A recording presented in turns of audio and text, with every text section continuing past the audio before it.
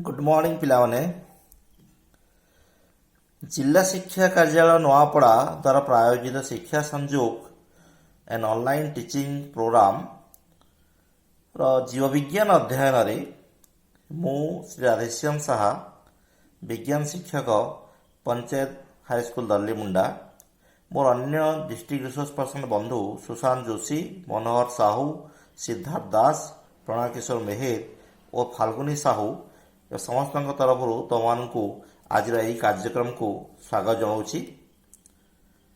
पिलाए आज आम 10वीं श्रेणी जीव विज्ञान अध्ययन करवा।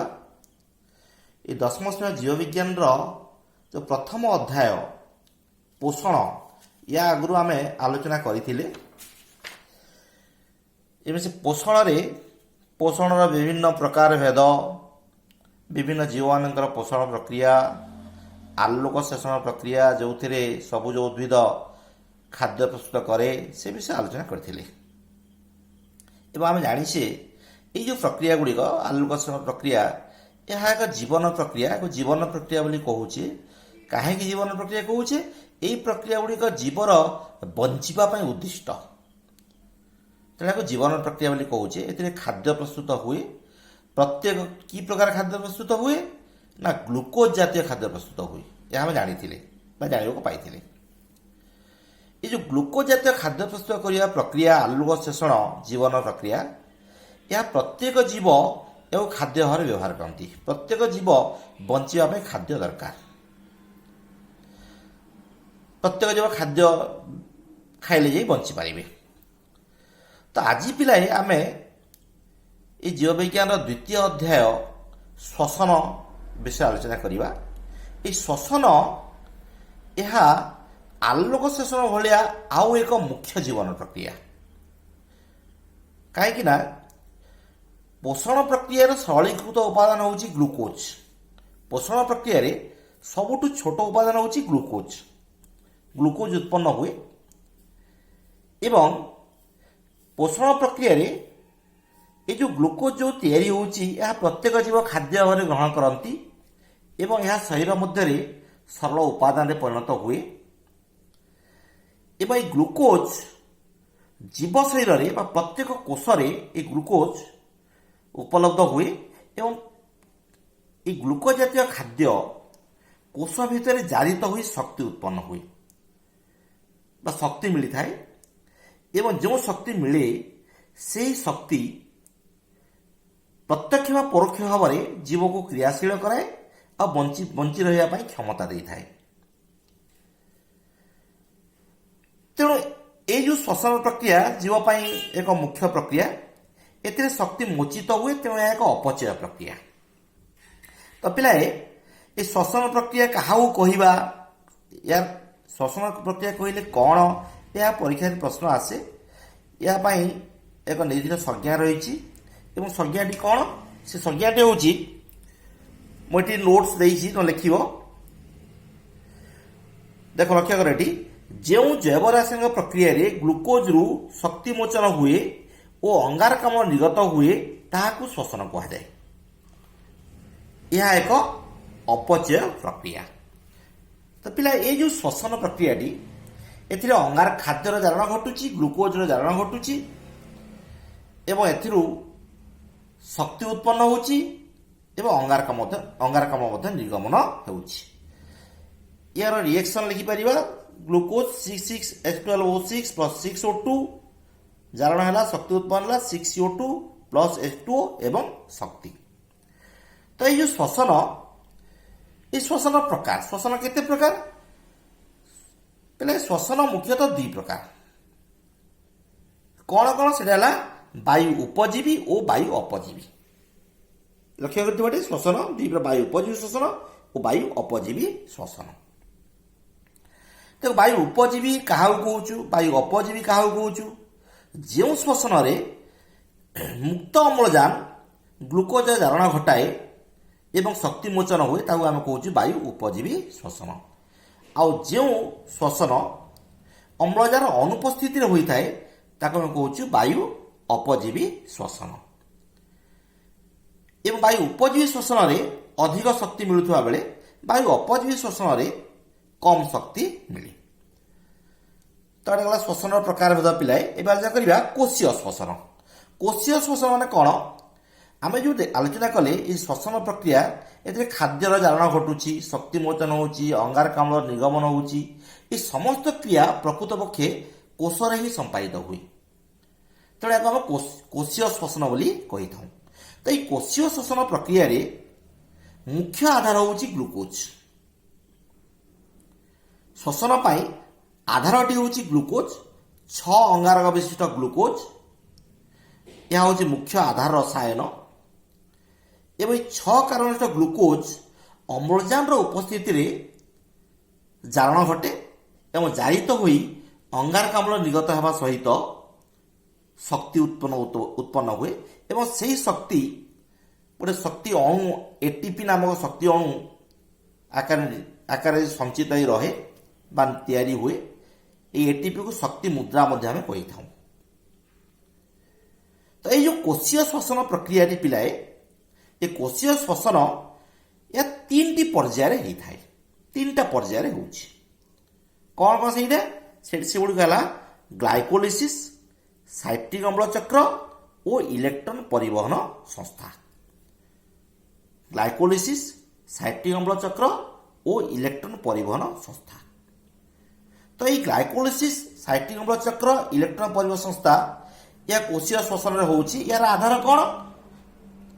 এই ଗ୍ଲାଇକୋଲିସିସ୍ଟି ଏହା କୋଷ ଜୀବକରେ ହୋଇଥାଏ ଏବଂ ମାଇଟୋକଣ୍ଡ୍ରିଆର ମ୍ୟାଟ୍ରିକ୍ସରେ ସାଇଟ୍ରିକ୍ ଅମ୍ଳ ଚକ୍ର ହୋଇଥାଏ ଏବଂ ତାର ଅନ୍ତଃ ଝିଲ୍ଲୀରେ ଇଲେକ୍ଟ୍ରନ ପରିବହନ ସଂସ୍ଥା ହୋଇଥାଏ।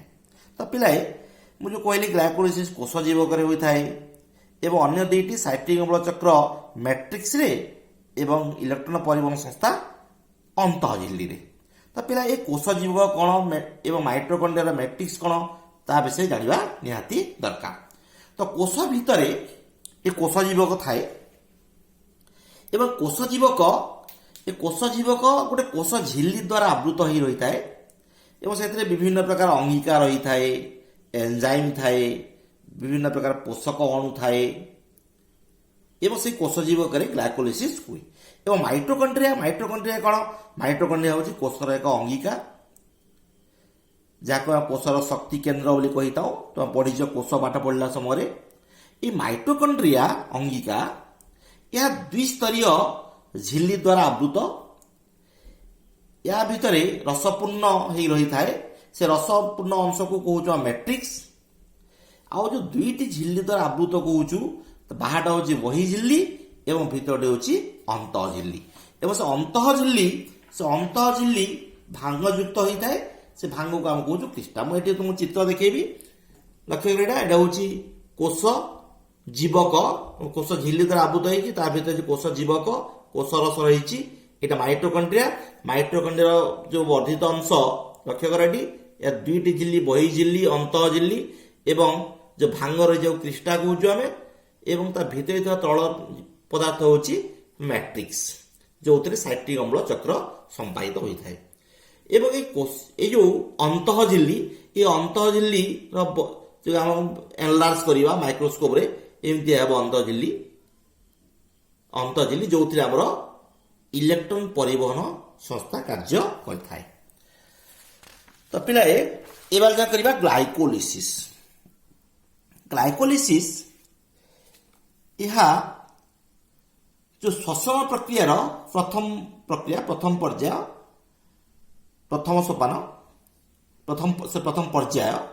ପ୍ରତ୍ୟେକ ଶ୍ଵସନ ପ୍ରକ୍ରିୟାର ପ୍ରାରମ୍ଭରେ ଗ୍ଲାଇକୋଲିସିସ୍ ହୁଏ। ଏ ଯେଉଁ ଗ୍ଲାଇକୋଲିସିସ୍, ଏହା କୋଷ ଜୀବକରେ ହୁଏ। ମୁଁ ଟିକେ ଆଗରୁ କହିଥିଲି। ଏ ଗ୍ଲାଇକୋଲିସିସ୍ ଶବ୍ଦଟି ଏହା ଗ୍ରୀକ୍ ଶବ୍ଦରୁ ଆସିଛି, 2ଟି ଶବ୍ଦର ମିଶ୍ରଣ, ଗ୍ଲାଇକୋଲାଇସିସ୍। ଗ୍ଲାଇକୋ ଅର୍ଥ ହେଉଛି ଗ୍ଲୁକୋଜ ଆଉ ଲାଇସିସ୍ ଅର୍ଥ ହେଉଛି ସ୍ପ୍ଲିଟିଂ। ଗ୍ଲୁକୋଜ କହିଲେ ଶର୍କରା, 6 କାର୍ବନିଷ୍ଟ ଗ୍ଲୁକୋଜ। ସ୍ପ୍ଲିଟିଂ ମାନେ ଏଇଟା ବିଘଟନ ହେଉଛି। ସେ ଗ୍ଲୁକୋଜ ଅଣୁଟି ଭାଙ୍ଗିକରି ଏଥିରୁ ଅଙ୍ଗାରକାମ୍ଳ ସୃଷ୍ଟି ହେଉଛି ଏବଂ ଶକ୍ତି ଉତ୍ପନ୍ନ ହେଉଛି। ତ এই ଗ୍ଲାଇକୋଲିସିସ୍ ପିଲାଏ, এই ଗ୍ଲାଇକୋଲିସିସ୍ରେ ଗ୍ଲୁକୋଜର ବିଘଟନ ହେଉଛି। ସେ ବିଘଟନ ପ୍ରକ୍ରିୟାଟି 2ଟି ସୋପାନରେ ହେଇଥାଏ। कौन से प्रथम सोपान रे से 6 कार्बन विशिष्ट ग्लूकोज अणु एटीपी ग्रहण करे एवं एटीपी ग्रहण करा परे से उद्दीपित हुए एवं 3 कार्बन युक्त शर्करा 2टी 3 कार्बन युक्त शर्करा रे यह विभक्त हो जाए। तापर द्वितीय सोपान रे से 3 कार्बन युक्त शर्करा जैव रासायनिक क्रिया द्वारा गोटे पायरुविक अम्ल नामक गोटे जैविक अम्ल रे परिणत हुए। ये पायरुविक अम्ल यह 3 कार्बन युक्त अम्ल अर्थात गोटे ग्लूकोज रु 2टी 3 कार्बन विशिष्ट पायरुविक अम्ल अणु सृष्टि हुए एवं यही सोपान रे किसी शक्ति मुद्रा एटीपी उत्पन्न हुए एवं शक्ति संपन्न विजारित सहकारक मध्य उत्पन्न हुए। ताको आम कहूँ NADH2 पूरा ना होची न्यूक्लियोटाइड भूल कहली निकोटिनामाइड एडेनाइड डाइन्यूक्लियोटाइड NADH2 सृष्टि हुए। एति कहूँ आम ग्लाइकोलिस जो ग्लूकोज अणु भांगिला एवं 2टी पायरुविक अम्ल सृष्टि है। या परे पिलाए साइट्रिक अम्ल चक्र। साइट्रिक अम्ल चक्र आलोचना करने पूर्वर आमे ए कोष जीवक पायरुविक अम्लर परिवेश अनुरूप कार्यकारिता विषय आलोचना करवा। परिवेश अनुरूप कार्यकारिता माने कौन ये पायरुविक अम्ल अणु सृष्टि होला परे पायरुविक अम्ल अणु सृष्टि होला परे पायरुविक अम्ल से माइटोकॉन्ड्रिया को प्रवेश करे मैट्रिक्स मध्य प्रवेश करे एवं मैट्रिक्स कोषर जो परिवेश अनुसार मैट्रिक्स अम्लजान मात्रा अनुजाई ये पायरुविक अम्ल विभिन्न जैविक क्रिया माध्यम परिचालित हुए। कौन से 2टा पर्यायर संपादित होची सॉरी 2टा प्रकार होची अम्लजान उपस्थिति रे और अम्लजान अनुपस्थिति। प्रथम अम्लजान अनुपस्थिति रे माने शून्य अम्लजान रे ईस्ट भली अणुजीव कोषरे ये पायरुविक अम्ल 2 कार्बन विशिष्ट इथानल बा सुरासार परिणत हुए एवं यही प्रक्रिया रे अंगारकाम्ल मध्य निर्गत हुए और किछि शक्ति अणु यथा एटीपी मध्य निर्गत होता है एवं यह एक वायु अपजीवी श्वसन प्रक्रिया। एथिरे सुरासार निर्गत होता एक सुरासार किण्वन मध्य कहा जाए एवं या व्यतीत अम्लजान अभाव रे ये पायरुविक अम्ल आम पेशी कोष 3 कार्बन युक्त लैक्टिक अम्ल रे मध्य परिणत हुए आउ एटीपी होता है लैक्टिक अम्ल किण्वन कहा जाए। फल समय समय मांसपेशी संकोचन बा बाकुला देखा जाए। पिला देखी जो विभिन्न स्पोर्ट्स बेल को फुटबॉल खिलाड़ी खेलुवे हठात गोड़टी सीधा हो मांसपेशी शक्त हो यह सी लैक्टिक अम्ल किण्वन जो घटी थाए। एथिरे से मांसपेशी बाकुला देखा जाए क्राम कहूँ आम यह वायु अपजीवी श्वसन एवं अम्लजान संपूर्ण उपस्थिति रे पूर्ण उपस्थिति रे ग्लूकोज संपूर्ण जारण घटे एवं संपूर्ण जारित होई विभिन्न जैव रासायनिक क्रिया माध्यम शक्ति मुक्त होगा सहित अंगारकाम्ल और जल निर्गत हुए एवं प्रचुर शक्ति उत्पन्न हुए या कहूँ वायु उपजीवी श्वसन। या परे साइट्रिक अम्ल चक्र आगु आम आलोचना करथिले। साइट्रिक अम्ल चक्र माइटोकॉन्ड्रिया मैट्रिक्स रे अम्लजान उपस्थिति हुए बोलिकी तो माइटोकॉन्ड्रिया मैट्रिक्स रे साइट्रिक अम्ल चक्र प्रक्रिया संघटित होउछि। अम्लजान उपस्थिति रे ये पायरुविक अम्ल माइटोकॉन्ड्रिया भीतर जो मैट्रिक्स भीतर प्रवेश करे आउ साइट्रिक अम्ल चक्र रे भाग निए। ये साइट्रिक अम्ल चक्र यह पुणी 2टी पर्यायर संपादित होउछि। कौन से प्रथम पर्यायर माइटोकॉन्ड्रिया मैट्रिक्स एंजाइम द्वारा पायरुविक अम्ल 2 कार्बन युक्त सक्रिय अणु परिणत होता है परिवर्तित होता है। ये 2 कार्बन युक्त जो सक्रिय अणु एसिटिल कोए कहूँ आम एवं किसी NADH2 और अंगारकाम्ल NADH2 संश्लेषित हुए एवं अंगारकाम्ल निर्गत होता है। पुणी द्वितीय पर्यायर साइट्रिक अम्ल ସାଇଟ୍ରିକ୍ ଅମ୍ଳ ଚକ୍ରର ବାହକ ଅଣୁ ଗ୍ରାହକ ଅଣୁ 4 କାର୍ବନ ଯୁକ୍ତ ଅକ୍ଜାଲୋଏସିଟିକ୍ ଏସିଡ୍ OA 2 କାର୍ବନ ଯୁକ୍ତ ସକ୍ରିୟ ଅଣୁକୁ ଗ୍ରହଣ କରିକିରି 6 କାର୍ବନ ଯୁକ୍ତ ସାଇଟ୍ରିକ୍ ଅମ୍ଳରେ ପରିଣତ ହୋଇଥାଏ। ତ ଏହି ସାଇଟ୍ରିକ୍ ଅମ୍ଳ ଚକ୍ରାକାରରେ ବିଭିନ୍ନ ଜୈବିକ ଅମ୍ଳରେ ପରିବର୍ତ୍ତିତ ହେବା ସହିତ ଶେଷରେ ଗ୍ରାହକ ଅଣୁ ଅକ୍ଜାଲୋଏସିଡ୍ ଏସିଡ୍ OA ର ପୁନଃ ଉତ୍ପାଦନ କରିଥାଏ। ଏହି ପର୍ଯ୍ୟାୟରେ ଅଙ୍ଗାରକାମ୍ଳ ମଧ୍ୟ ନିର୍ଗତ ହୁଏ ଏବଂ ଅଙ୍ଗାରକାମ୍ଳ ନିର୍ଗତ ହେବା ସହିତ ବିଜାରିତ ସହକାରକ NADH2 ଯୋଉଟା ଆମେ କହୁଥିଲେ ନିକୋଟିନାମାଇଡ୍ ଏଡେନାଇନ୍ ଡାଇନିକ୍ଲୋଟାଇଡ୍ ଏବଂ FADH2 ଫ୍ଲାଭିନ୍ ଏଡେନାଇନ୍ ଡାଇନିକ୍ଲୋଟାଇଡ୍ ଓ ATP ଉତ୍ପନ୍ନ ହୋଇଥାଏ। ତ ଏଇ ଯୋଉ ସାଇଟ୍ରିକ୍ ଅମ୍ଳ ଚକ୍ର ଏହା ଚକ୍ରାକାରରେ ହେଉଛି, ତେଣୁ ସାଇଟ୍ରିକ୍ ଅମ୍ଳ ଗୁଡ଼ିକ ବିଭିନ୍ନ ଜୈବିକ ଚକ୍ର ମାଧ୍ୟମରେ ହେଉଛି ସାଇଟ୍ରିକ୍ ଅମ୍ଳ ଚକ୍ର କହୁଛୁ। ଏବଂ ଏହାକୁ 1953 ମସିହାରେ ସାରେନ୍ସ କ୍ରେବ୍ସ ଆବିଷ୍କାର କରିଥିବାରୁ ଏହାକୁ ତାଙ୍କ ନାଁ ଅନୁଯାୟୀ କ୍ରେବ୍ସ ଚକ୍ର ମଧ୍ୟ କହନ୍ତି। ତ ପିଲା ଏଇ ଯୋଉ କ୍ରେବ୍ସ ଚକ୍ର ୟାକୁ ମୁଁ ତୁମକୁ ଭଲ ବୁଝିବି, ଦେଖ ଲକ୍ଷ୍ୟ କର ଏଠି ପାଇରୁଭିକ୍ ଅମ୍ଳ ପ୍ରଥମ ପର୍ଯ୍ୟାୟରେ ଏସିଟିଲ୍ କୋଏ 2 କାର୍ବନ ଯୁକ୍ତ ସକ୍ରିୟ ଅଣୁ NADH2 କାର୍ବନ ଡାଇଅକ୍ସାଇଡ୍ ବାହାରିଲା। ତାପରେ ସାଇଟ୍ରିକ୍ ଅମ୍ଳ 6 କାର୍ବନ ବିଶିଷ୍ଟ ଏଇଟା ଅଙ୍ଗାରକାମ୍ଳ ବାହାରିଲା। ଜୈବିକ ଅମ୍ଳ ସୃଷ୍ଟି ହେଲା, ବିଭିନ୍ନ ଜୈବିକ ଅମ୍ଳ ଏଥିରେ ଆଲଫା କିଟୋ ଗ୍ଲୁଟାରିକ୍ ଏସିଡ୍ ଯୋଉଟା 5 କାର୍ବନ ବିଶିଷ୍ଟ, ସକ୍ସିନିକ୍ ଏସିଡ୍ 4 କାର୍ବନ ବିଶିଷ୍ଟ, ମେଲିକ୍ ଏସିଡ୍ 4 କାର୍ବନ ବିଶିଷ୍ଟ, ଅକ୍ଜାଲୋଏସିଟିକ୍ ଏସିଡ୍ 4 କାର୍ବନ ବିଶିଷ୍ଟ, ପୁଣି ସାଇଟ୍ରିକ୍ ଅମ୍ଳ ଏଥିରେ NADH2 FADH2 ବାହାରୁଛି, ATP ନିର୍ଗତ ହେଉଛି, ଅଙ୍ଗାରକାମ୍ଳ ନିର୍ଗତ ହେଉଛି। ଏଇ ଯୋଉ ମେଲିକ୍ ଏସିଡ୍, ସକ୍ସିନିକ୍ ଏସିଡ୍, ଆଲଫା କିଟୋ ଗ୍ଲୁଟାରିକ୍ ଏସିଡ୍ ଏ ବିଷୟରେ ତମ ବହିରେ ନାହିଁ, ଏହା ତମ ବୋର୍ଡ କ୍ଲାସରେ ପଢିବ। ଯାହା ବି ହଉ ଏହି ଅମ୍ଳ ଗୁଡ଼ିକ ଚକ୍ରାକାରରେ ସୃଷ୍ଟି ହେଉଛି ଏବଂ ବିଭିନ୍ନ ସୋପାନରେ ଅଙ୍ଗାରକାମ୍ଳ ନିର୍ଗମନ ହେଉଛି, NADH2 ସୃଷ୍ଟି ହେଉଛି, ATP ସୃଷ୍ଟି ହେଉଛି। ୟା ପରେ ଇଲେକ୍ଟ୍ରନ ପରିବହନ ସଂସ୍ଥା, ଆମେ ଆଗରୁ କହିଥିଲେ ଇଲେକ୍ଟ୍ରନ ପରିବହନ ସଂସ୍ଥା ଏଇଟା ମଧ୍ୟ ମାଇଟୋକଣ୍ଡ୍ରିଆର ଅନ୍ତଃଝିଲ୍ଲୀରେ ରହିଥାଏ। ତ ଏଇ ଯୋଉ ସଂସ୍ଥାଟି ଇଲେକ୍ଟ୍ରନ ପରିବହନ ସଂସ୍ଥା ଏହା ବିଭିନ୍ନ ପ୍ରୋଟନ ଇଲେକ୍ଟ୍ରନ ବାହକ ଅଣୁ ଦ୍ୱାରା ଗଠିତ ଏବଂ ଗ୍ଲାଇକୋଲିସିସ୍ ଓ ସାଇଟ୍ରିକ୍ ଅମ୍ଳ ଚକ୍ରରୁ ସୃଷ୍ଟି ହୋଇଥିବା ଯେଉଁ ସହକାରକ NADH2 ଓ FADH2 ଅଣୁର ଏହି ସଂସ୍ଥା ଦ୍ୱାରା ପ୍ରକ୍ରିୟାକରଣ ହୋଇଥାଏ। ଏଠି ପ୍ରୋସେସିଂ ହୁଏ ଆଉ ସେଥିରୁ ATP ସୃଷ୍ଟି ହୁଏ ବା ଶକ୍ତି ମୋଚିତ ହୁଏ, ATP ଆକାରରେ ଶକ୍ତି ମୋଚିତ ହୁଏ ବା ATP ତିଆରି ହୁଏ। ତ ଏହି ପ୍ରକ୍ରିୟାରେ ବିଜାରିତ ସହକାରକ ଗୁଡ଼ିକରୁ ଇଲେକ୍ଟ୍ରନ ବାହାରି ଆସେ ଏବଂ ଇଲେକ୍ଟ୍ରନ ବାହାରି ଇଲେକ୍ଟ୍ରନ ବାହକ ଅଣୁ ଶୃଙ୍ଖଳ ମାଧ୍ୟମରେ ଗତି କରେ ଏବଂ ବାହାରୁଥିବା ପ୍ରୋଟନ ଯୋଉଟା H+ କହୁଛୁ, ପ୍ରୋଟନ ବାହକ ମାଧ୍ୟମରେ 2 ଝିଲ୍ଲୀର ମଧ୍ୟବର୍ତ୍ତୀ ସ୍ଥାନକୁ ଯାଇଥାଏ। 2 ଝିଲ୍ଲୀ କହିଲେ ସେ ଯୋଉ ବହି ଝିଲ୍ଲୀ ଆଉ ଅନ୍ତଃଝିଲ୍ଲୀ ତାର ମଧ୍ୟବର୍ତ୍ତୀ ସ୍ଥାନକୁ ଯାଇଥାଏ। ଏଠି ଚିତ୍ର ଲକ୍ଷ୍ୟ କରୁଥିବ, ଏଠି H+ ମଧ୍ୟବର୍ତ୍ତୀ ଅଞ୍ଚଳ ଏଇଟା ବହି ଝିଲ୍ଲୀ ଅନ୍ତଃଝିଲ୍ଲୀ ଏ ମଧ୍ୟବର୍ତ୍ତୀ ସ୍ଥାନକୁ H+ ଯାଇଥାଏ ବା ସ୍ଥାନାନ୍ତରିତ ହୋଇଥାଏ ଏବଂ ଶୃଙ୍ଖଳ ଶେଷରେ এই ବାହକ ଅଣୁ ଗୋଟେ ଏନଜାଇମ୍ ଦ୍ୱାରା ଇଲେକ୍ଟ୍ରନ ସହିତ ମ୍ୟାଟ୍ରିକ୍ସରେ ଥିବା ଦ୍ରବୀଭୂତ ଅମ୍ଳଜାନକୁ ମିଶିକି ଜଳ ସୃଷ୍ଟି କରେ, ଜଳ ଅଣୁ ସୃଷ୍ଟି ହୁଏ।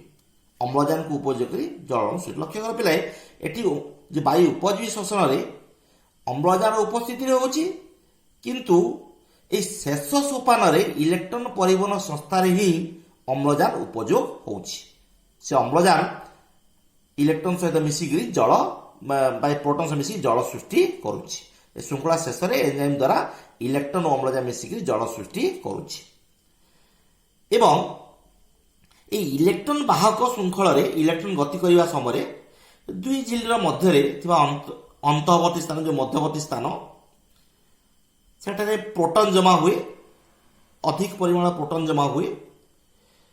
ଏହାଦ୍ୱାରା ଏକ ପ୍ରକାର ପ୍ରୋଟନ ଗତି ସକ୍ଷମ ବଳ ତିଆରି ହୁଏ ଏବଂ ଏହି ବଳକୁ ଉପଯୋଗ କରି ATP ସିନ୍ଥେଜ ନାମକ ଗୋଟେ ଏନଜାଇମ୍, ATP ସିନ୍ଥେଜ ଏନଜାଇମ୍ ATP ପ୍ରସ୍ତୁତ କରେ। ATP ସିନ୍ଥେଜ ନାମକ ଏନଜାଇମ୍ ATP ପ୍ରସ୍ତୁତ କରେ। ତ ଏହି ବାୟୁ ଉପଜୀବୀ ଶ୍ୱସନରେ 6 କାର୍ବନ ଯୁକ୍ତ ଗ୍ଲୁକୋଜ ସମ୍ପୂର୍ଣ୍ଣ ଭାବେ ଜାରିତ ହୁଏ यार प्रतिटी कार्बन अंगारकाम्ल परिणत हुए तेणु 6 कार्बन युक्त ग्लुकोज 6टी अंगारकाम्ल सृष्टि हुए एवं जल उत्पन्न हुए एवं 38टी एटीपी अणु तैयारी होता है जहाँकि सर्वाधिक वायु उपजीवी श्वसन में सर्वाधिक 38टी एटीपी अणु तैयारी हुए किंतु वायु अपजीवी श्वसन में मात्र 2टी एटीपी अणु उत्पन्न होता है बा तैयारी होता है। तो यहीपरि भाव में श्वसन प्रक्रिया शेष में ग्लुकोज जारण घटिकी शक्ति उत्पन्न होची अंगारकाम्ल और जल उत्पन्न हुए। पिलाए निश्चित भाव में श्वसन को भल भाव बुझी पारिथिबो। एबे आमे देखिले ए श्वसन दुई प्रकार वायु उपजीवी श्वसन और वायु अपजीवी श्वसन। ए दुई प्रकार श्वसन मध्य पार्थक्य कौन अछि? वायु उपजीवी श्वसन और वायु अपजीवी श्वसन मध्य पार्थक्य मो टेबुल करिछि मु काहेकि परीक्षा रे पड़े 2 मार्किया प्रश्न आसे वायु अपजीवी श्वसन और वायु उपजीवी श्वसन मध्य पार्थक्य लक्ष्य करथुबा देखु तो वायु उपजीवी श्वसन अन्यटी वायु अपजीवी श्वसन। वायु उपजीवी श्वसन रे अम्लजान आवश्यक किंतु वायु अपजीवी श्वसन रे अम्लजान अनावश्यक। वायु उपजीवी श्वसन एथिरु अधिक शक्ति 38टी एटीपी अणु उत्पन्न हुए। वायु अपजीवी श्वसन रे एथिरु कम शक्ति मात्र 2टी एटीपी अणु उत्पन्न हुए। एथिरे अंगारकाम्ल और जल मुक्त होता है कौन वायु उपजीवी रे एथिरे सुरासार किंबा लैक्टिक अम्ल सृष्टि होता है एवं वायु उपजीवी रे एथिरे ग्लुकोज संपूर्ण जारण हुए किंतु वायु अपजीवी रे ग्लुकोज असंपूर्ण जारण घटी थाए। तो एटा श्वसन दुईटी श्वसन मध्य पार्थक्य। एबार जा करबा ए श्वसन नियंत्रणकारी कारक ये जो श्वसन क्रिया जैवरासायनिक क्रिया एवं केते गुड़े कारक नियंत्रण करती कौ कौ कारक द्वारा नियंत्रित।